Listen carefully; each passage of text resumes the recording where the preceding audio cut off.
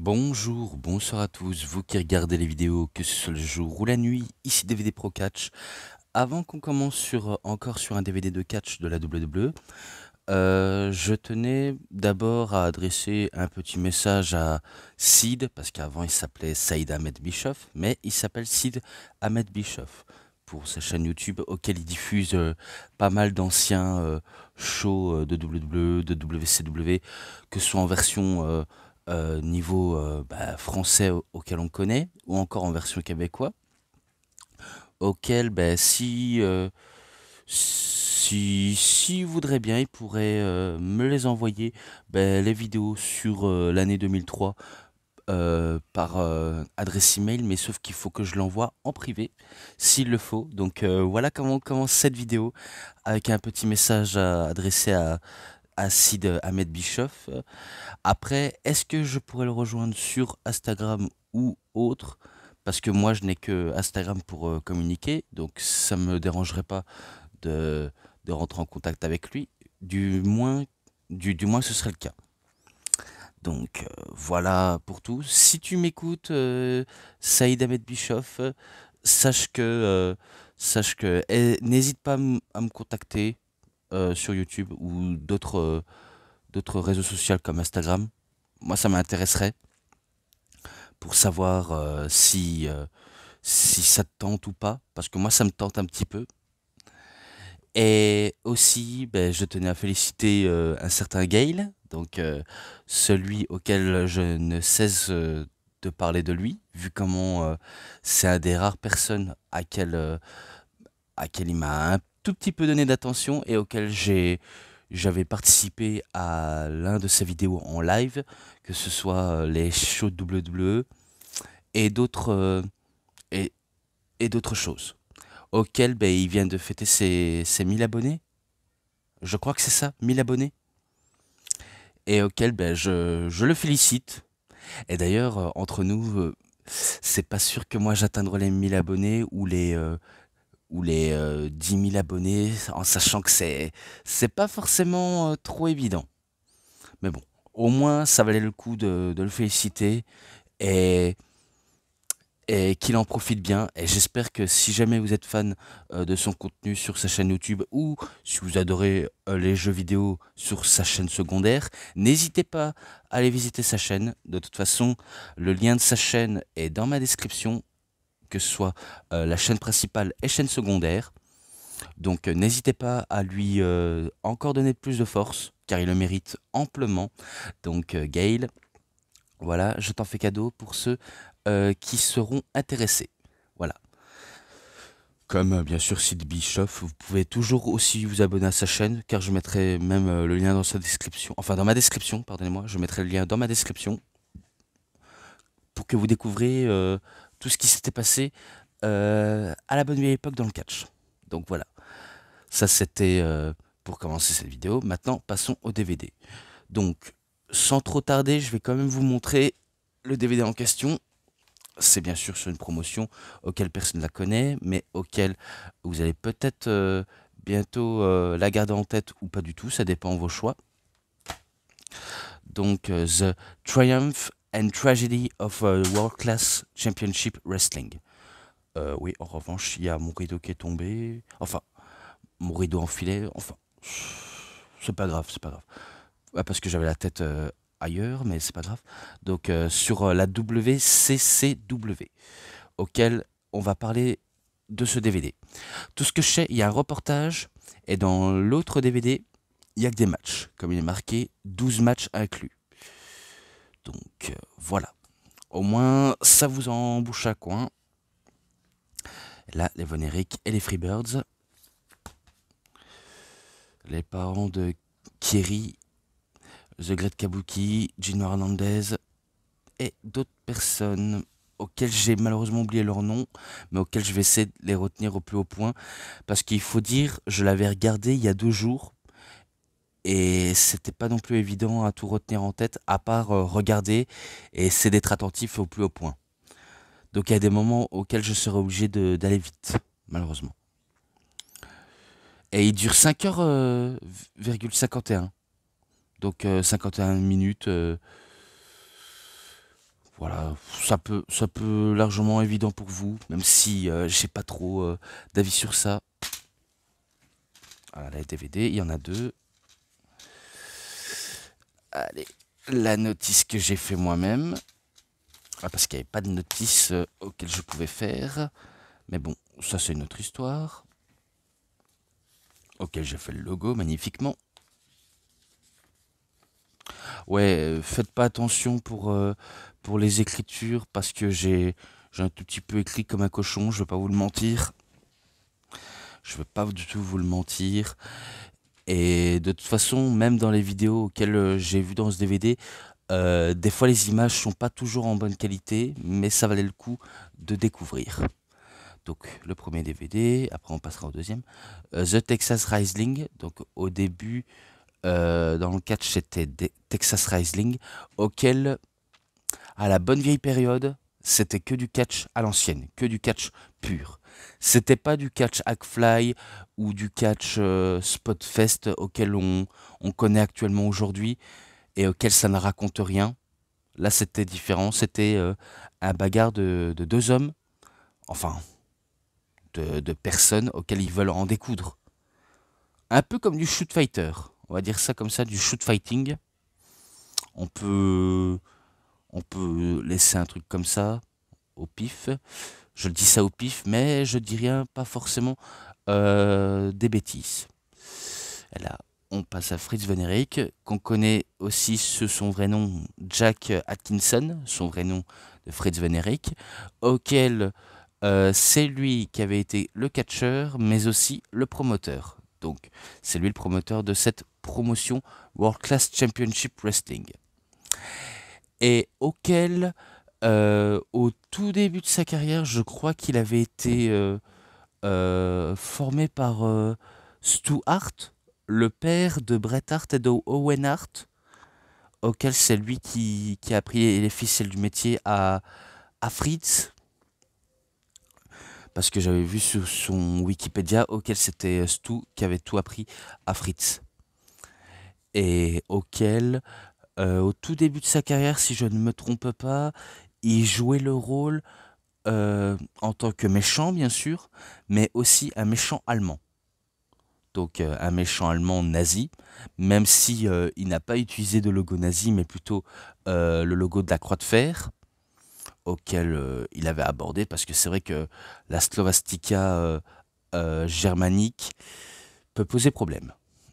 Et heureusement qu'il avait utilisé la Croix de Fer, mais quand même, c'est vous le pensez comme vous voulez, mais c'est pas trop, on va dire, mieux appréciable, ce que j'aimerais dire.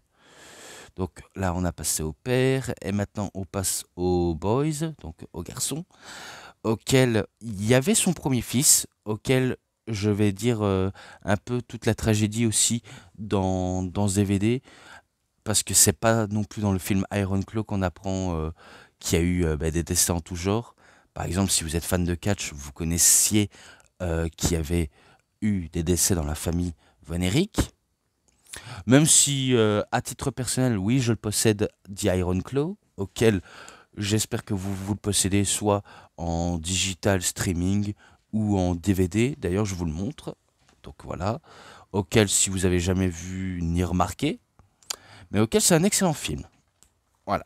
C'est un très très excellent film auquel je vous invite à aller voir. Dans la tragédie, je sais qu'il avait son tout premier fils, Jack Junior, donc auquel il s'était fait électrocuter dans un flaque d'eau.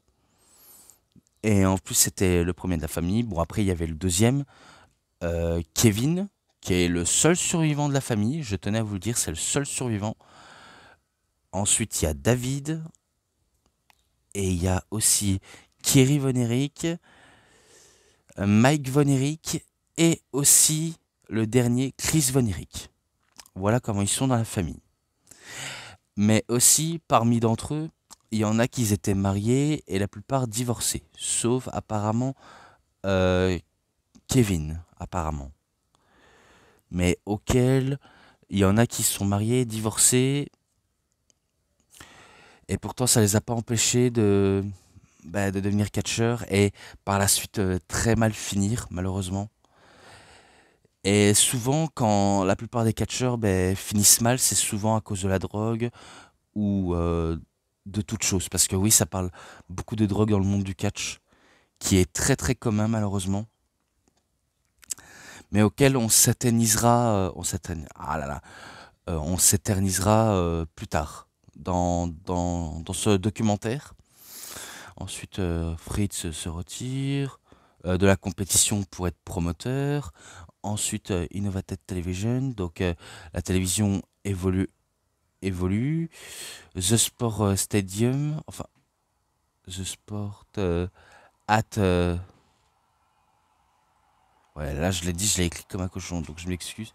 Astrium, on va dire ça comme ça. Ensuite, à Enter the Freebirds, enfin Fabulous Freebirds.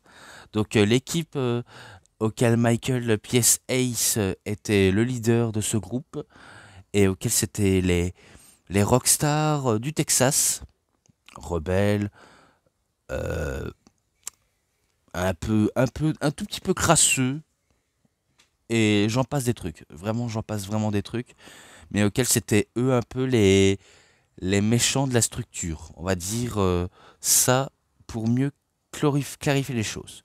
Ensuite, on a The Young Superstar, donc les jeunes superstars. Ce que vous ne savez pas, c'est que la plupart des catcheurs, auxquels il y en a qui sont passés par la WCCW, je pense notamment à Shawn Michaels, auquel lui, il avait fait, entre guillemets, ses débuts pour, euh, pour être dans une structure comme celle-là, auquel il servait de jobber.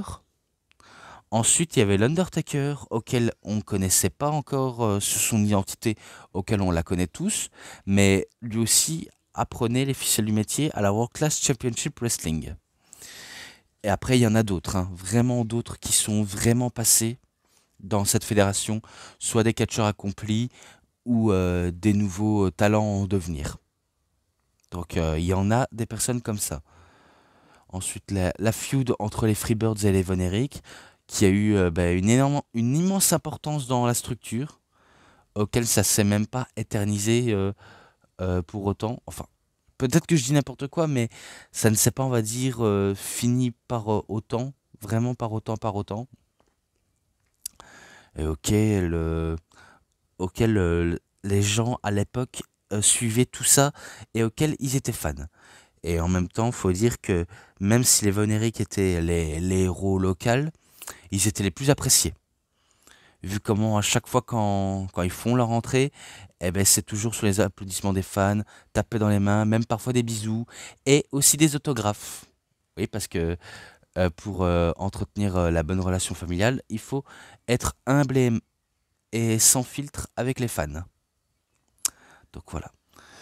Ensuite, la mort de David Von Erich. Alors là, c'était l'une des tragédies auxquelles s'était répandu dans les années 80, auquel c'est survenu lors d'une tournée auquel il devait affronter Ric Flair, auquel il avait pas mal perdu contre Ric Flair, et le moment où c'est arrivé au Japon auquel il devait lutter, j'avais dit qu'il était mort dans un avion, mais c'était pas du tout ça, il était plutôt mort dans sa chambre d'hôtel à Tokyo, vu comment il avait pris des médicaments et de l'alcool, et du coup ça fait un mélange fatal auquel on meurt.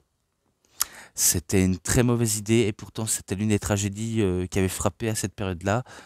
C'est ce qui va permettre au promoteur, donc Fritz Von Erich, de faire un show hommage à son fils pour que ils puissent réaliser leur rêve. Et justement, c'est un peu le cas de Fritz, vu comment son rêve était champion NWA, auquel il n'avait jamais réussi à en devenir. Et du coup, il place ses exploits envers l'un de ses fils, qui est nul autre que Kerry Von Erich, auquel c'est lui qui va affronter Ric Flair, alors que lui aussi il avait pas mal perdu contre Ric Flair, et pourtant il a quand même réussi à le battre en devenant champion NWA, qui n'a pas détenu très très très longtemps, mais au moins qu'il a détenu le titre. C'est quand même pas rien. Donc Von Erich Dream Realized, ça résume à ça. Donc les Von Erich réalisent le rêve, tout se résume. Ensuite, les catcheurs, et notamment le catcheur auquel je parle, c'est The Gentleman Chris Adams. C'était celui qui avait entraîné Stone Cold Steve Austin, auquel vous ne saviez pas. C'est un catcheur anglais qui avait immigré aux États-Unis pour faire carrière. Alors qu'il avait déjà catché, notamment dans le circuit européen, eh ben, il se fait une petite place au Texas. Et auquel il a été grandement apprécié par sa prestance, on va dire ça comme ça. Il était apprécié par sa prestance. Et j'en passe des choses. Ensuite, Good Friends, Better Enemy, donc meilleur ami, pire ennemi, Mike Von Erich, Uncritical All Condition. Alors ça c'est quand Mike Von Erich faisait ses débuts et auquel, lors d'un tournée, je sais pas si c'est en Israël ou dans un autre pays du genre, mais il avait, euh, il avait combattu et auquel il avait eu une infection à l'épaule. Donc il s'était blessé à l'épaule et il y avait l'infection auquel ça a failli le tuer. Pourtant, ils ont réussi à le sauver, donc les médecins ont réussi à le sauver, et auquel il apparaissait à la télévision en étant un miraculé, un survivant. Quelqu'un qui a réussi à survivre à cause de cette infection qui a failli le tuer. Pourtant, mentalement, c'était pas, on va dire, fort joli, hein, vu comment ça laissait des séquelles et auquel j'aurais dû en parler aussi du côté de David, vu comment lui aussi il était déjà père, mais son enfant fut mort-né, si je me trompe pas, alors que ça aurait pu se dérouler autrement. Bien sûr, tout ça c'est très dur à citer, hein, vu comment c'est pas facile à,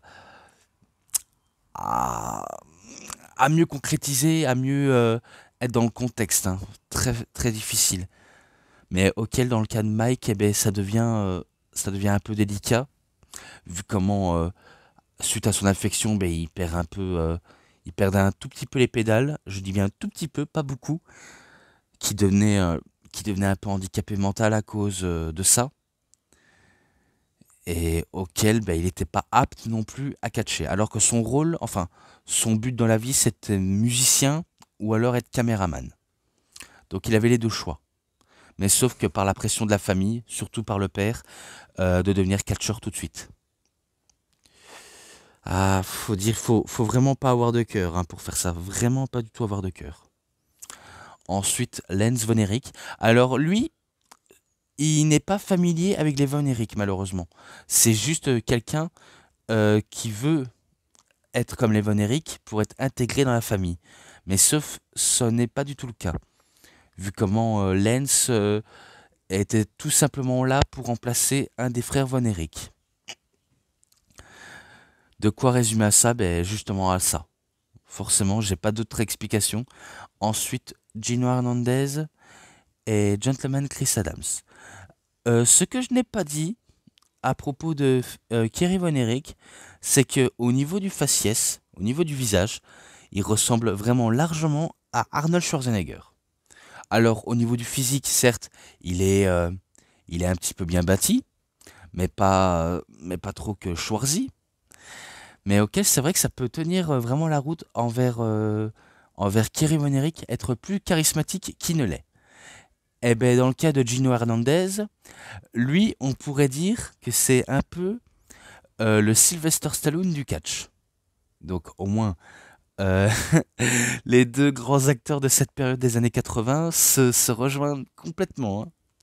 Donc comme j'ai parlé de Kerry Von Erich, qui est un peu le sosie de Arnold Schwarzenegger, eh ben Gina Hernandez, c'est un peu le sosie de Sylvester Stallone, vu comment euh, j'ai vu les fameuses vidéos auxquelles on peut voir parfois en costume ou en slip de bain, quand il va dans la piscine, quand il fait des promos comme ça, eh bien, il y a vraiment un trait de ressemblance, c'est impressionnant.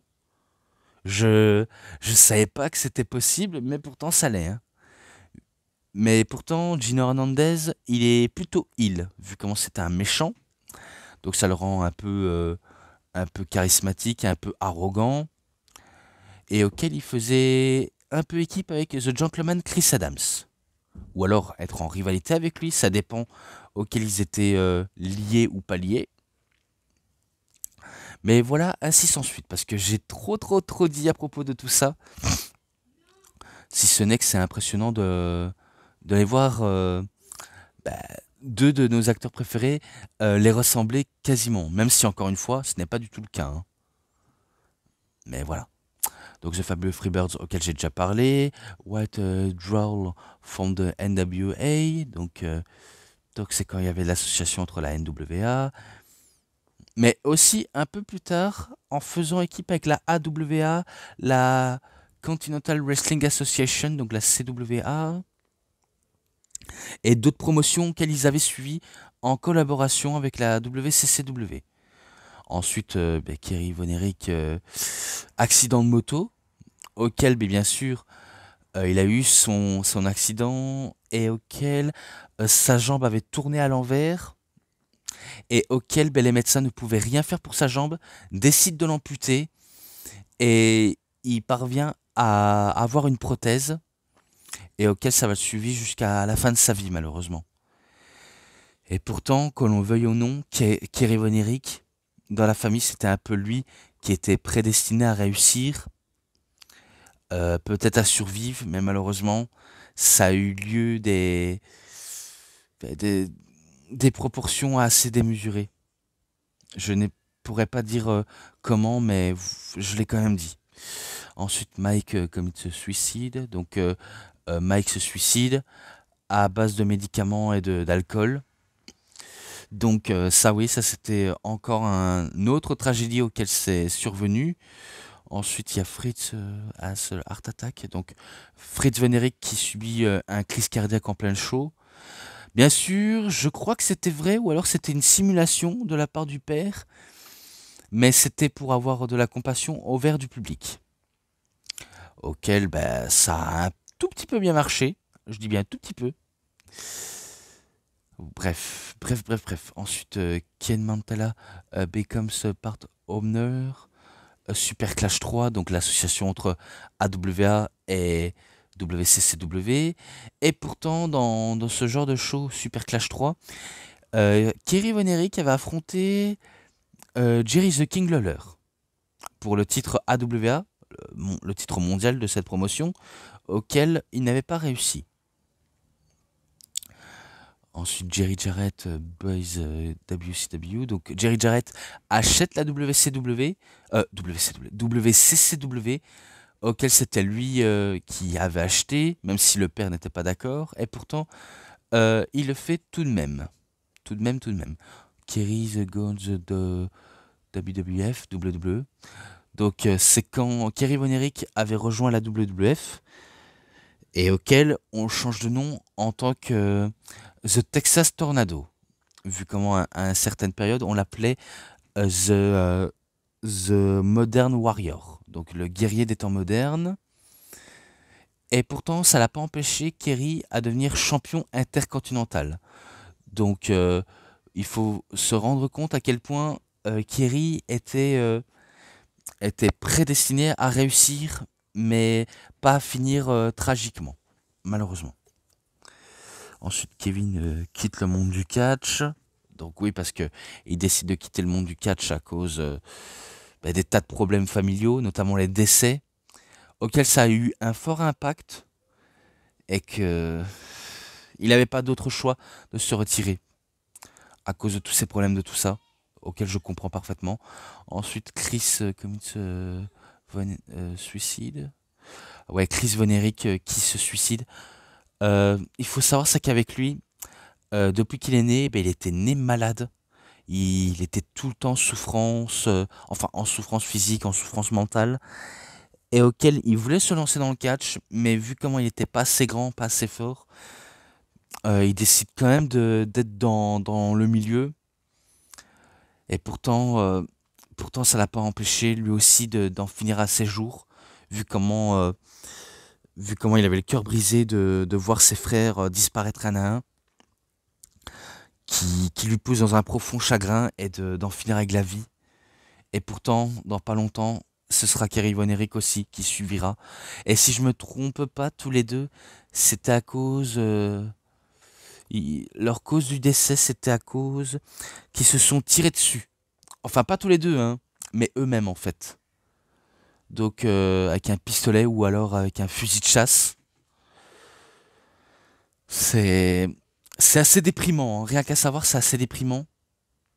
Et c'est pour ça que dans le film, Chris n'est même pas mentionné dans le film comme, bah, comme, comme la fille de David Von Erich qui n'est même pas mentionnée.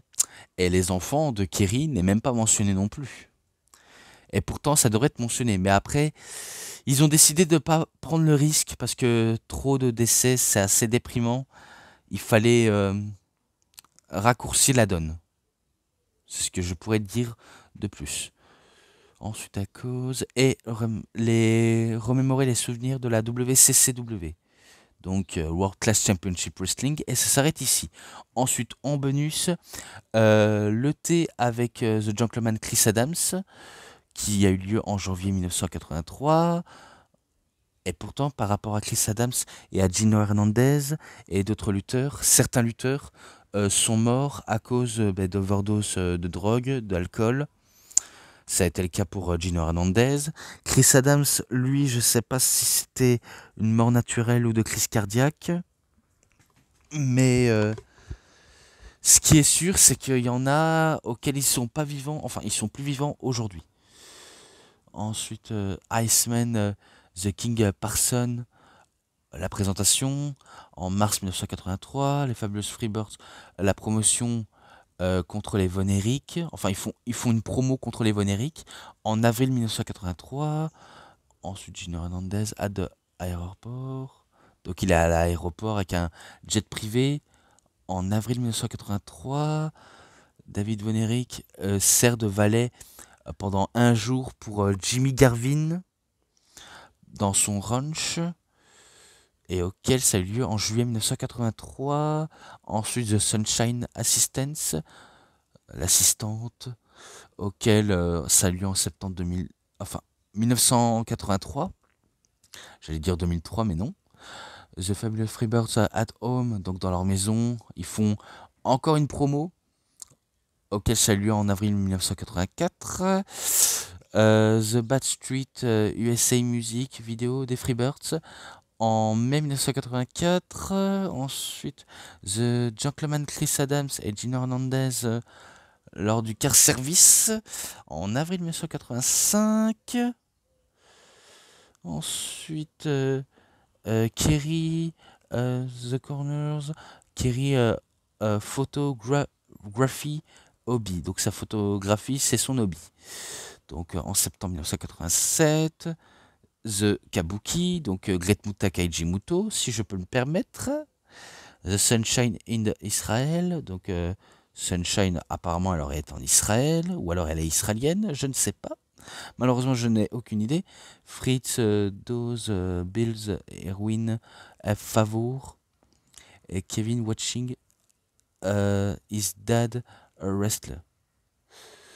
Donc la première fois qu'il avait vu du catch en voyant son père catcher dans le ring, et par rapport à son père, lui c'est parce qu'il avait le cancer des poumons et auquel il était mort en fait, lui aussi, jusqu'à ce que ça laisse Kevin, l'aîné, entre guillemets l'aîné de la famille, à être le survivant et que la famille commence à grandir hein, petit à petit parce que on sait que Marshall et Rose Von Erich qui sont à la EW et Ring of Honor sont les champions trio et auquel il y avait la fille de Kerry, une certaine Lacey Von Erich qui avait déjà été à la TNA mais qu'elle n'a pas longtemps fait carrière hein, mais au moins elle a été dans le catch.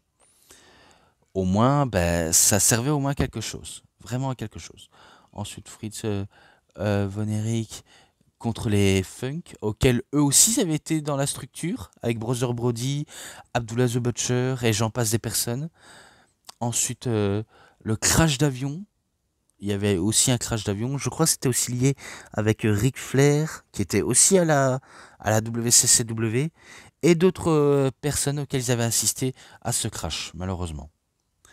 Ensuite, Pain in the Placid, Wrestling in Japan, donc catch au Japon, et Survivor. Le seul survivant, c'est Kevin Von Erich. Donc, vu comment j'ai passé le documentaire, les bonus, passons au match, auquel je serai obligé de faire court, mais d'abord je serai obligé de couper la vidéo pour m'hydrater un bon petit coup et me reposer un tout petit peu avant de reprendre. Donc voilà, je repoursuis, mais cette fois-ci au DVD 2. Et il faut savoir, c'est que la plupart des matchs, oui, la plupart des matchs auxquels on va citer maintenant, sont des commentaires alternatifs entre Kevin Von Erich et Todd Gresham. Au moins, ça vous en bouche un coin. Moi, perso, j'ai préféré choisir en version normale. Bon, après, on a le choix entre commentaires alternatifs, hein. On a vraiment tous les choix possibles. Mais bon, le premier match, c'est Two Out the Three Falls de The Texas Wrestling, donc dans la structure du Texas, entre Duke Keomuka contre Ricky Starr. Oui, pas facile à mieux tout retenir, dans un match qui était très très rude, très technique, vu comment la technicité comptait énormément beaucoup. Et auquel, bon après chacun marque un point, mais au final, c'est Ricky Starr. Attention à ne pas confondre avec Ricky Stark de la AEW, hein, parce que Ricky Stark, il se fait appeler The Absolute, mais lui c'est simplement cette personne Ricky Starr. Donc tout simplement Ricky Starr. Donc c'est une victoire de lui, de Ricky Starr, auquel il le bat, et c'est un 3,40 auquel je décide de mettre. Et je pense que ça peut aller comme ça, vraiment aller comme ça. Ensuite, match pour le titre WCCW American Heavyweight Championship entre... attendez. Si Fritz perd, il se retire du show lors d'un Texas Stadium. Ouais, l'événement du Texas Stadium. Donc, bien sûr, c'est Fritz Von Erich contre King Kong Bundy. Et ça va peut-être vous surprendre, mais c'est la première fois que King Kong Bundy a des cheveux, pardonnez-moi. Il a vraiment des cheveux. Oui, je ne suis pas en train d'halluciner, c'est exactement vrai. À l'époque, il avait des cheveux. Et je ne savais pas du tout. Moi, j'ai l'habitude de voir King Kong Bundy chauve, mais jamais avec des cheveux. En aucun cas, je n'oserais jamais imaginer. Bien sûr, ça s'est déroulé à WCCW en juin 1982, auquel c'est Fritz Von Erich qui remporte le match, mais à l'extérieur du ring, vu comment tout était permis, et c'est lui qui remporte le titre sous l'encouragement du public et de ses enfants. Donc voilà comment on pourrait tout décrire. Ensuite, match en cage d'acier pour le titre de la NWA du monde des poids lourds entre Ric Flair contre Kerry Von Erich lors de WCCW Star Wars of Wrestling en décembre 1982. D'ailleurs, je crois que celui-là, il est présent dans Steel Cage, dans le coffret à 3 DVD. Parce qu'il me semble que je l'avais déjà cité. Et auquel dans le match, il y avait Michael Ace qui se incrustait dans le match. Peut-être, et je dis bien peut-être, pour coûter la victoire à Kerry Von Erich. C'est fort évident, vu comment c'est Ric Flair qui remporte le match et conserve son titre. Auquel, ce match-là, je lui mets un 3,40. Donc voilà tout. Ensuite, The Von Erich Brothers, ou alors The Von Erich Family, mais sauf que je préfère dire Brothers, vu comment c'est deux frères qui font équipe avec un autre catcheur, qui n'est pas lié par le sang, mais bon, il faut mieux quand même le citer. Kevin Von Erich, David Von Erich, et aussi leur partenaire, leur dernier partenaire, The Iceman de King Parsons, auquel ils affrontent les Fabulous Freebirds, donc Michael P.S. Ace, Buddy Roberts et Terry Gordy. lors, lors d'un match de, bien sûr, WCCW en mai 1983. Dans le match était parfois difficile à suivre, hein. Je vais pas vous le mentir, c'était très difficile à suivre parce que il y avait des affrontements partout, dans tous les sens, vraiment dans tous les sens du terme, et auquel c'est les Freebirds qui arrivent à battre les Von Erich de manière opportuniste, hein.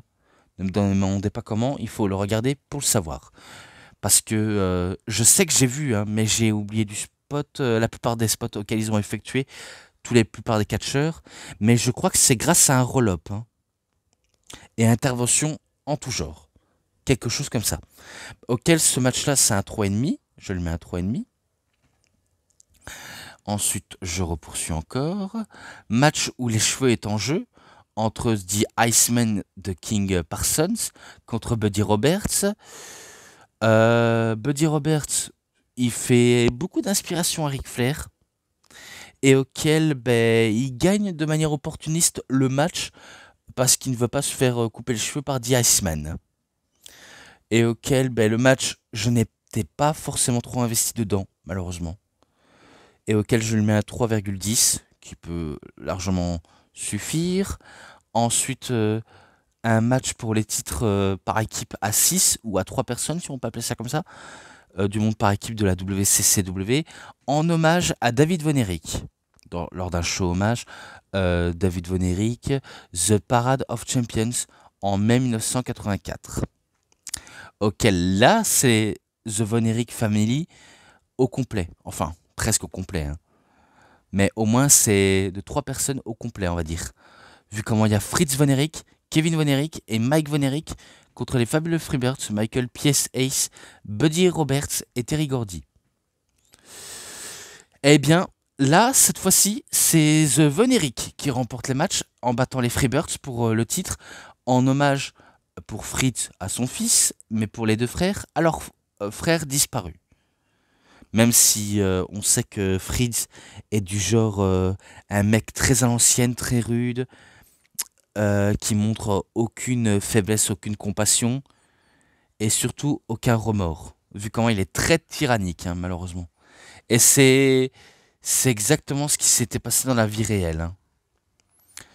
C'est pour ça qu'il n'a rien fait pour sauver ses enfants de la tragédie maudite, vu comment les Von Erich sont maudits, malheureusement. Et que malheureusement, face à la malédiction, on ne peut rien faire pour se sortir de là. Ce qui est triste en soi, ce qui est très très triste. Pourtant, le match là, je le mets à 3,40 tout de même. Voilà, ensuite, match mixte par équipe en hommage à David Von Erich entre The Gentleman Chris Adams et The Sunshine contre The Gorgeous Jimmy Garvin et The Precious. Lors encore du même show, Parade of Champions, en mai 84. Malheureusement, ce match-là non plus, je n'étais pas dedans.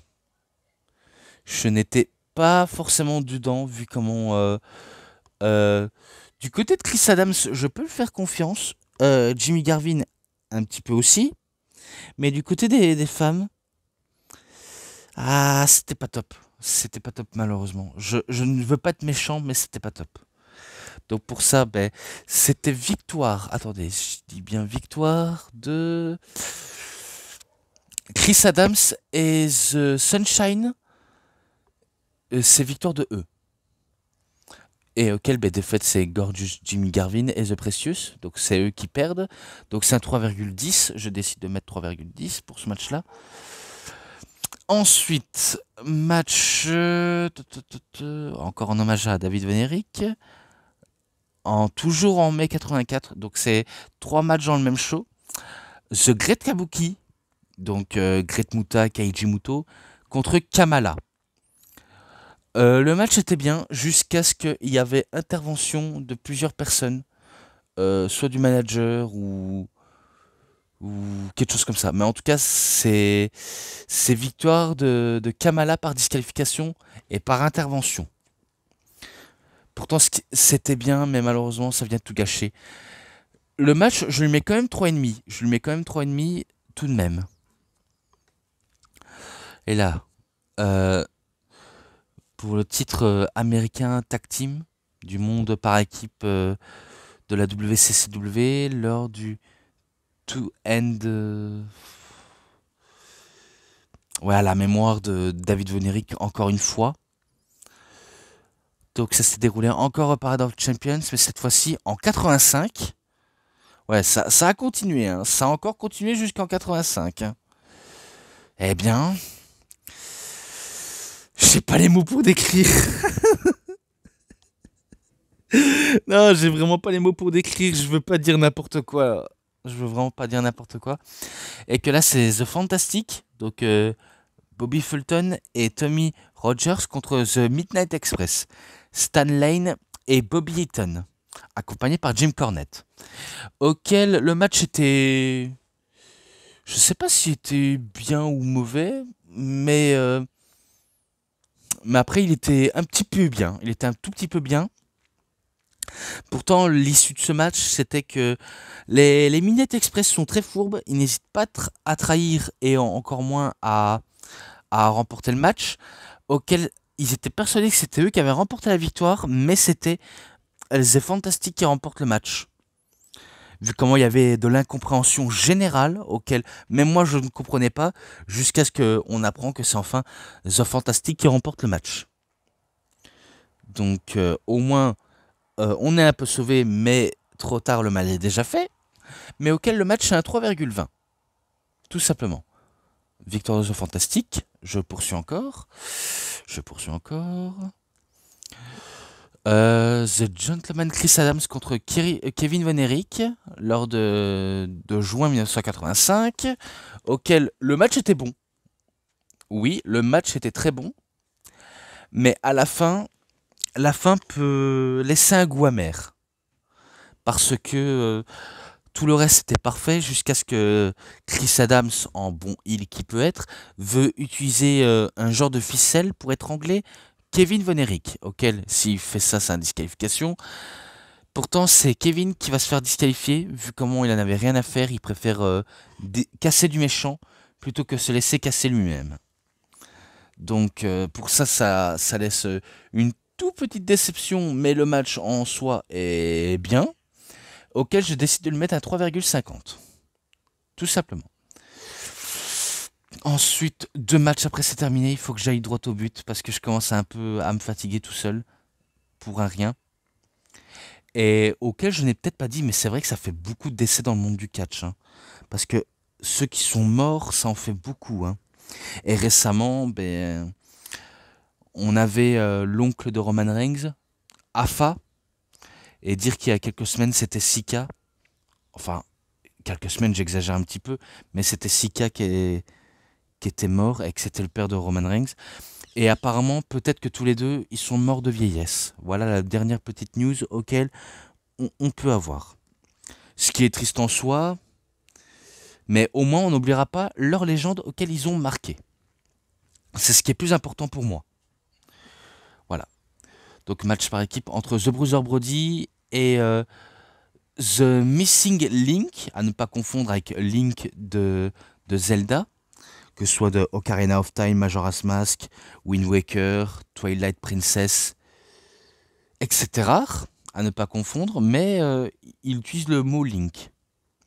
Contre The One Man Gang et The Ravishing Recruit, qui s'est déroulé en octobre 86, parce que oui, ceux-là, ils ont été à la WCCW, auquel moi j'ignorais, mais maintenant je le sais.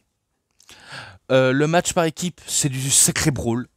Je peux vous le dire, c'est du sacré brawl, vu comment il n'y a pas un seul match auquel ça part pas en brawl. Et malheureusement, il n'y a que de la brawl. Que de la brawl. Et malheureusement, c'est victoire de The One Man Gang et Ravishing Recruit par disqualification parce que Bruiser Brody était largement remonté, mais vraiment remonté contre l'équipe, auquel il décide de prendre une chaîne, un escalier, et de commencer à être fou furieux chez Fou Furieux, et qui décide de fuir les méchants. Et là je me dis, ok, ça se termine ainsi, un peu décevant, mais 3,10. Malheureusement je mets à 3,10. Et maintenant, le dernier match, c'est un match en cage d'acier entre The Bruiser Brody contre Abdullah The Butcher. En arbitre spécial, c'était Fritz Von Erich lors de WCCW Three-Round Canton Bowl Extravaganza en octobre 1986. Là, c'est sûr, c'était du pur sanglant, le match en cage le plus sanglant. Vu comment les deux sont réputés pour être très très hardcore, que ce soit Abdullah ou Bruiser, ils étaient très très très violents. Hein. Et pourtant, c'est Bruiser Brody qui le bat grâce un peu de l'aide de Fritz Von Erich qui avait asséné des coups de fourchette à Abdullah The Butcher, alors que c'est plutôt The Butcher a asséné des coups de fourchette à, à Bruiser Brody, auquel il y a eu lieu, il y a eu des coups de fourchette. Mais ça l'a pas empêché de gagner. Hein. Donc c'est victoire de Bruiser Brody, et auquel ce match-là c'est un 3,40, et auquel je décide de m'arrêter ici. Donc voilà, tout est cité. Donc je vais enfin aller droit au but. Le documentaire, les matchs, les bonus, les segments et l'ensemble, je lui mets un 4. Voilà, je lui mets un 4. Au moins, si vous êtes curieux et que vous voulez tout savoir sur, sur cette structure, auquel on peut dire le finish des Von Erich, c'était The Crow, auquel je tenais à citer, mais auquel j'étais un peu à côté de la plaque. Faut dire, je sais pas ce qui m'arrive, je suis un peu fatigué d'esprit. Pourtant, je veux me donner à personne, mais c'est pas évident. Hein. C'est pas forcément évident. Mais bon, du fait que je conclue, c'est le plus important. Donc, si vous êtes curieux de savoir, vous pouvez toujours découvrir ce DVD-là, ou alors, si vous préférez le film des Von Erich, je vous le conseille fortement. Donc voilà. Moi, je m'arrête ici, donc c'est tout pour cette vidéo de review. C'était DVD Pro Catch, j'espère que ça vous aura énormément bien plu. Et si vous avez aimé cette vidéo de review, vous savez ce qu'il vous reste à faire. Likez la vidéo, commentez, partagez, abonnez-vous à ma chaîne et cliquez sur la petite cloche pour avoir plus des notifications et des prochaines vidéos. Et moi, comme d'habitude, je vous dis bonne journée, bonne soirée à tous. Au revoir tout le monde pour une prochaine vidéo. À plus à tous les fans de catch. Allez, bye bye tout le monde.